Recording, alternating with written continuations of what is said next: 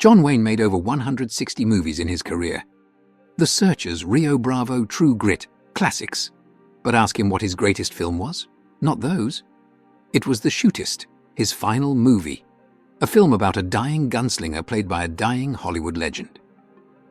Wayne filmed The Shootist in 1976 at age 68 while battling lung cancer, a disease he had already fought once in the 60s, losing a lung in the process. The high-altitude filming conditions made it brutal for him.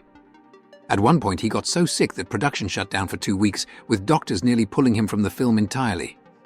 But Wayne wasn't about to let someone else tell his story. Of course, that didn't mean he was easy to work with. He fought the director, Don Siegel, kicked up a fuss over the casting, made multiple script changes, and generally made a pest of himself.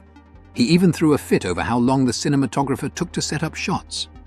He ranted about how the crew was wasting time, dragging out the process. Finally, Siegel snapped. He told Wayne, "Just watch the damn footage." That night, Wayne sat down in the hotel's tiny projection room with Siegel. Bruce Surtees, the cinematographer Wayne had been chewing out all day, sat there looking pale. He knew his work was about to be judged by John Wayne himself. When it was over, Wayne had tears streaming down his face. He turned to Surtees, grabbed him in an embrace and said, "That's the best damn film of me I've ever seen. I love you, and I hope you'll forgive me."